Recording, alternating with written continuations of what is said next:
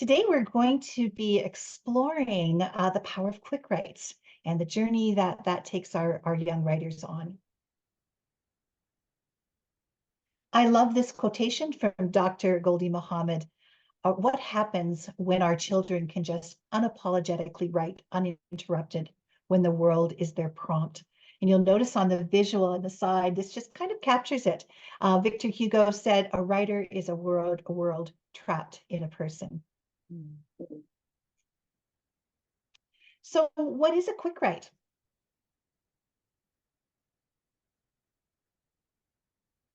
Doing a quick write is like riding the wave of someone else's words until you find your own. Ralph Fletcher, who is one of our gurus in the area of writing in the elementary classroom in particular. So any of his books that you might come across, they are a treasure. In the words of Linda Reef, she wrote the Quick Write Handbook in 2018. They are first draft responses to a short piece of writing, usually no more than one page of poetry or prose, could be a drawing, an excerpt from a novel, or a short picture book. In essence, a mentor text. Quick writes allow us to write fast without censoring. It's what the subconscious allows us to say. Students and teacher write for 2 or 3 minutes off a found idea or a borrowed line from a text, responding to something that sparks a reaction in the mind of the reader or listener. So what happens when we think of quick writes and what we can do in a 90-minute ELA block? Today, Tanis and I are hoping that this quick write video is going to help you think about activities that you could do Monday, Tuesday, Wednesday, Thursday, with a possible revision of a quick write that's already been written. So the idea of today's video is to walk you through some of those examples of what it could look like for quick writes in your classroom. One of the things that really helps our writers to see the difference between what they might write on a piece of loose leaf or on a Google Doc is the writer's notebook. Real writers keep a notebook. And so a notebook works just like an incubator. It's that protective place to keep your infant idea safe and warm, a place for it to grow while it is too young, too new to survive on its own. In time, you may decide to go back to that idea, add to it, change it, or combine it with another idea. In time, the idea may grow stronger and strong enough to go out on its own. That Ralph Fletcher, amazing. Love it. So where do I start? Well, there's lots of ways that we can define a quick write. Is it a free write? Is it a journal writing? Well, we start with something as simple as this. We could call this a prompt, but we just want to get kids developing their muscle, developing that fluency, developing that stamina. So we just start with, I remember. Everybody can say, I remember something. And so when we look at memories or something that happened yesterday, or I remember when my grandma, it's just something really simple, something going on immediately in that writer's mind. Or I wish. I think we all have wishes. Our young writers, I wish, I love. Could be something very simply as a person, or it could be their Xbox, or it could be hockey. It could be anything. All our students can write from this. And this one is our writers, become more and more comfortable with sharing bits and pieces of themselves. I'm sad when, right? This is really important kinds of writing, and this is a safe place for our students to feel that they can write about their sadness too. So taking those simple prompts can also mean eventually writing beside text. So once we get more experienced in those simple prompting, we can look at now taking texts that may be novels or stories. Maybe it's a fairy tale that we've studied, a legend that we're diving into, or a simple picture book that we'd love to explore with our class. Maybe it's an essay, an article, a letter, a blog post. Maybe it can be an infographic or a diagram. Maybe it's a brochure that we've picked up. It's poetry. Maybe it's a film that we're viewing with our students or watching a TV episode. Maybe we're bringing in a sketch. How about a music video? Even an advertisement from a paper or a cartoon, a podcast that we can listen to, a song that we can venture down into, a lyric, a speech, maybe even a TED Talk. How about a play, an interview, a live performance that we've watched together? It could be the news or a political cartoon, a photograph, a comic strip, a drawing, a painting, illustrations, and more. These are texts. And so when we become better writers and more confident writers, we can start to write our thoughts and our wonderings and the things that we're thinking about beside the text. And these are all examples of text. So when you see words, asking students to imitate it. What jumps out at you when you see these words? What is it that you're noticing? What is it that you like?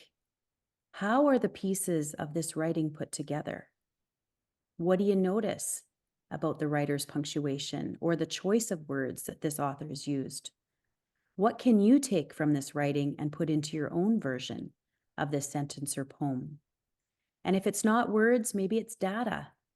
So what is this infographic showing you? What is the data not showing you? What is this table making you wonder about? What story is the data trying to tell you? And what writing might come out of this kind of data? So looking at data as maybe not just ELA, but something we're pulling out in science or math. How about an image? Asking students what they see, maybe what they don't see. What is it they're wondering about? What is that image making you think about? How are you feeling or reacting to that image once you see it? And what's the story behind the image? And finally, what writing could come out of this picture that you're viewing?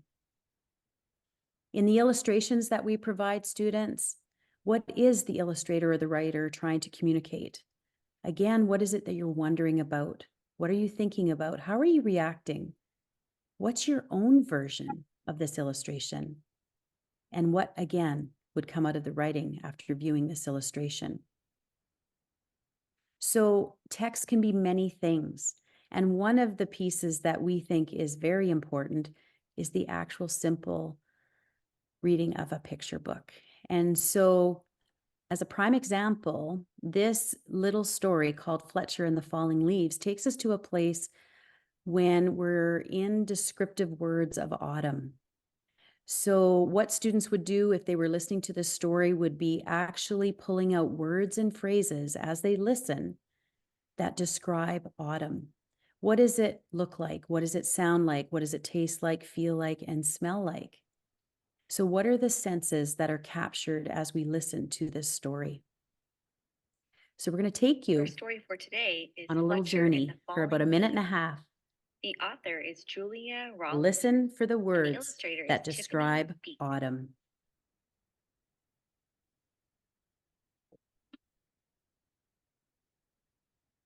The world was changing.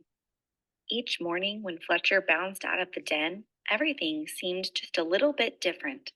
The rich green of the forest was turning to a dusty gold, and the soft swishing sound of summer was fading to a crinkly whisper.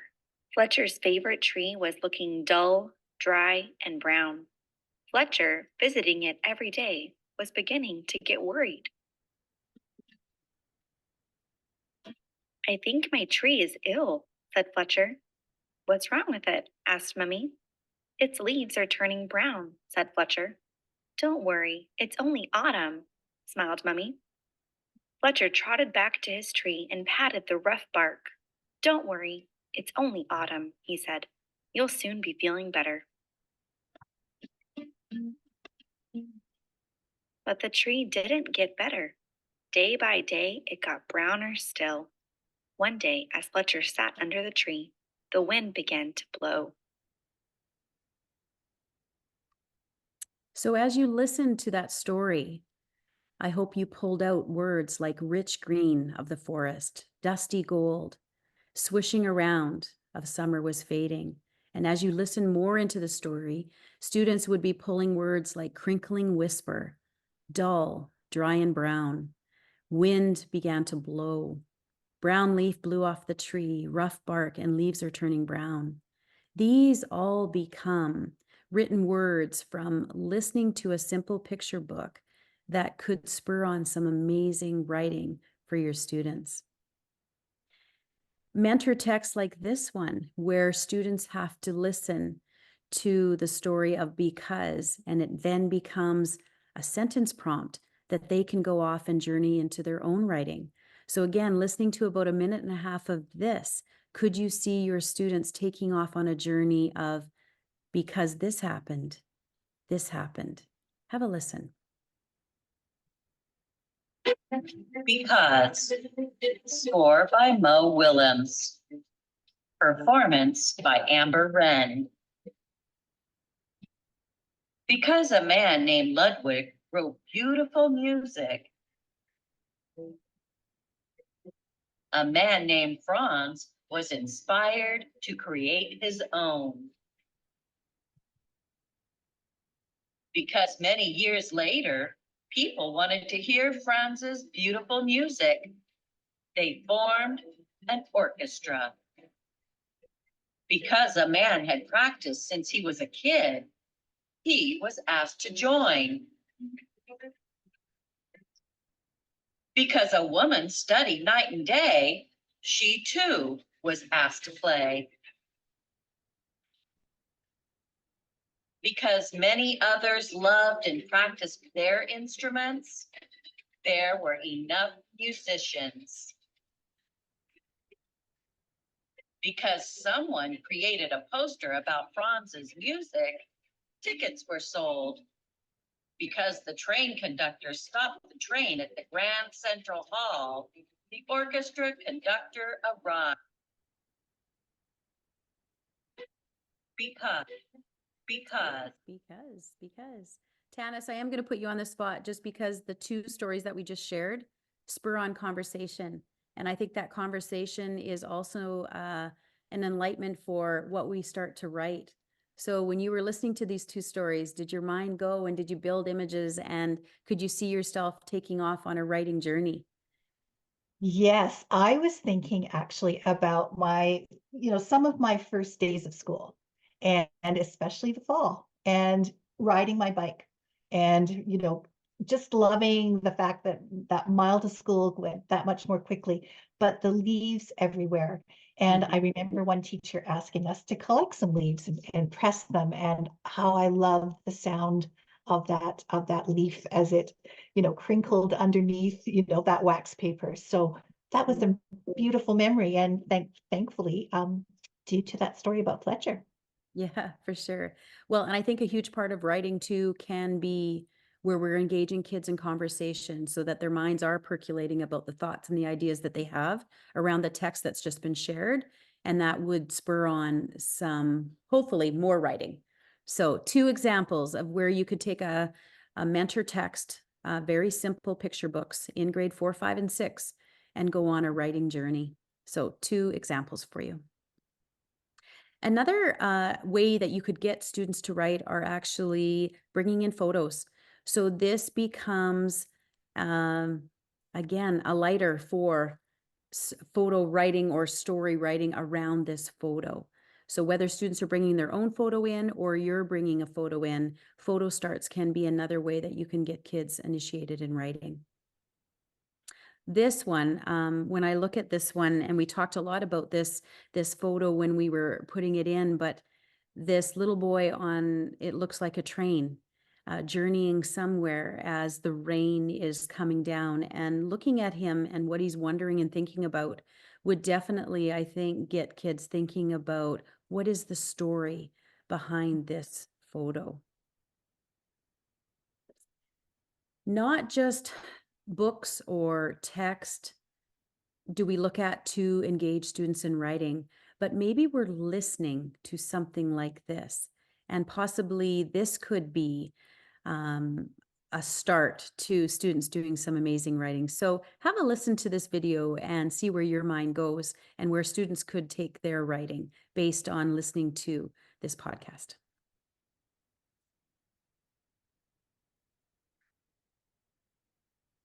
What's happening, y'all? What's happening, y'all? What's happening, y'all? Everything good, everything good, everything good. Hello, hello, hello. This is another episode of the Right.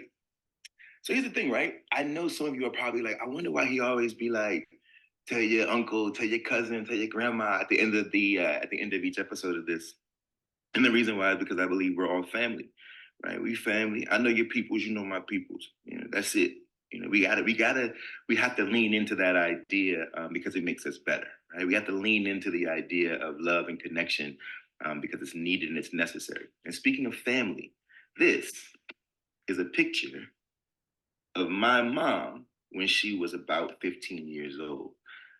So cute. Look at it again. Take another look. Take that in, okay? Drink it in. Yeah, look at it. Look at me sitting next to her. Hey. And so, what I want us to do today is imagine your mom or your caregiver, if your mom isn't around, or your father for that matter. And I want you to write a letter to them at 15. So whoever you think they are, imagine who they were at 15 years old. There's a good chance they never told you who they were, which is a funny thing, right? But what you should do is imagine who you think they might have been at 15 and write them a letter and have some correspondence. Just write them a letter and say, or even just write a profile about them, about who they were. Write a story about your 15-year-old mother without you knowing who your 15-year-old mother was. And that, I promise you, will be hilarious. Give it a shot. Let me know how it goes. Do not get in trouble. Don't get in trouble. And if you do, don't tell her I told you to do it. All right. And I'll see y'all on the next one. By the way, tell your auntie that backflipping and stuff like that, like, it's dangerous for people her age, right? Not too much backflipping. I'm gonna holler at y'all next one. Peace. What an awesome series by Jason Reynolds, who is an author that is quite well known in our work, but taking again a very simple prompt, listening to him as an author speak, and then giving students the opportunity to write based on the prompting that he's given. So grab the mic, tell your story, a neat idea that you could also be doing with grade 4 to 6 students. This is an example from the book that I referred to earlier by Linda Reef, the Quick Write Handbook. This is a wonderful resource for teachers who are looking to write beside more conventional text, like poetry, a short excerpt. And it's wonderful when you buy it actually in an ebook. Just a little tip here, because you can do some, screenshotting, or if you buy the hardcover, you can just put that underneath your document camera, and we don't want to be wasting another tree. So different ways that you can, have that accessible to your students. I love this particular one excerpt from The Running Dream. There's so much that you can do with this piece. This is actually a longer text. This is actually in a kind of a long kind of novel format, text in verse. And I love this. I am a runner. That's what I do. That's who I am. Running is all I know or want or care about. It was a race around the soccer field in 3rd grade that swept me into a real love of running. And it's great to see kids. I tried this out actually a couple of weeks ago with some grade 6 students, and they just went in all kinds of different directions, as you can well imagine. And it would be interesting to see what your students do with this particular piece. And so on the next piece, you'll see that I just kind of formatted it like this for them, right? Just kind of grabbed it and then, had them start there. And because this was their first piece, writing beside text, this was for this particular group, I actually gave them that first starting piece. But you'll notice in Linda Reef's piece and maybe just go back one slide for me, Lana. I should have said this earlier, but you'll notice alongside her prompts or her texts that she wants us to write beside, that she gives us as the teacher a little bit, some good lines, like, right? Some things that we can say, maybe we're just starting with this, right? And gives you some good, like, little prompts for yourself, right? We can just have them go full free write on this, write out anything this brings to mind for you, right? Or, grab a line.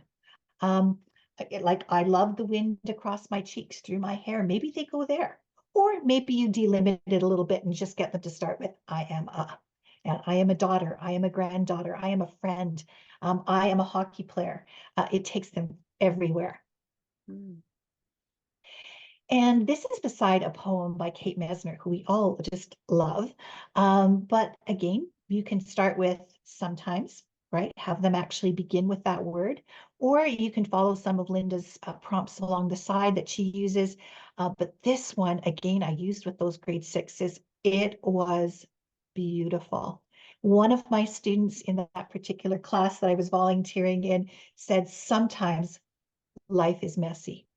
And I just thought, oh, she went really went kind of in an interior kind of way, right to kind of where she was at that moment.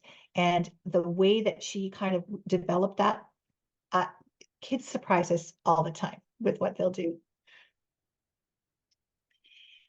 And Georgia Hurd, again, we've loved Georgia Hurd. This was a first memory.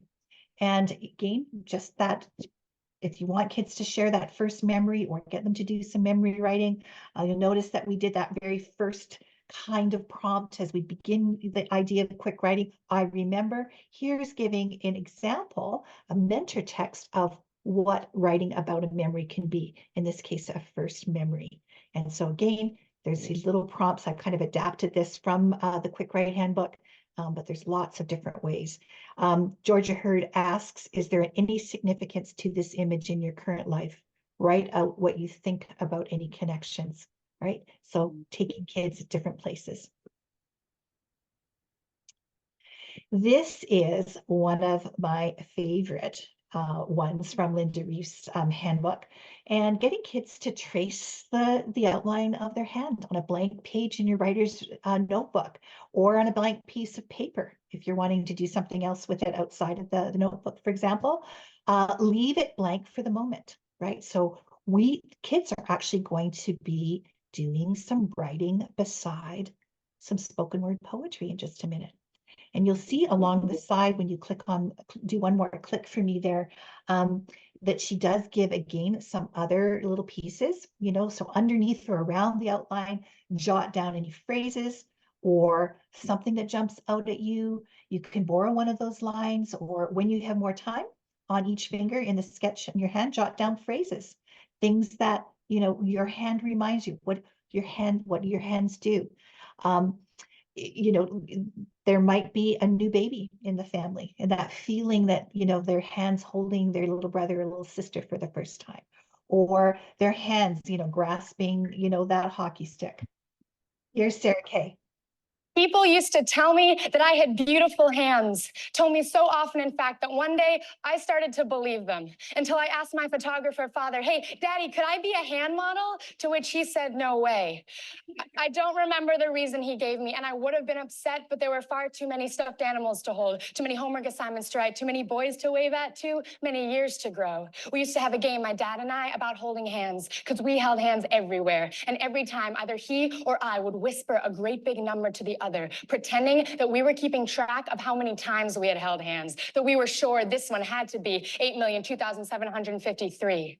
Hands learn more than minds do. Hands learn how to hold other hands, how to grip pencils and mold poetry, how to tickle pianos and dribble a basketball and grip the handles of a bicycle, how to hold old people and touch babies. I love hands like I love people. They're the maps and compasses with which we navigate our way through life. Some people read palms to tell your future, but I read hands to tell your past. Each scar marks a story worth telling. Each calloused palm, each cracked knuckle is a missed punch or years in a factory. Now I've seen see Middle Eastern hands clenched in Middle Eastern fists, pounding against each other like war drums. Each country sees their fists as warriors and others as enemies, even if fists alone are only hands. But this is not about politics. No, hands are not about politics. This is a poem about love and fingers interlocked like a beautiful zipper of prayer. One time I grabbed my dad's hand so that our fingers interlocked perfectly, but he changed positions, saying, no, that handhold is for your mom. Kids high five, but grown up, we learn how to shake hands. You need a firm handshake, but don't hold on too tight, but don't let go too soon, but don't hold down for too long. But hands are not about politics. When did it become so complicated? I always thought it's simple. The other day, my dad looked at my hands as if seeing them for the first time, and with laughter behind his eyelids, with all the seriousness a man of his humor could muster, he said, you know, you've got nice hands. You could have been a hand model. And before the laughter can escape me, I shake my head at him and squeeze his hand. 8,002,700. Wow, Tanis. Yeah. So many things we could do with that. Any thoughts, Lana?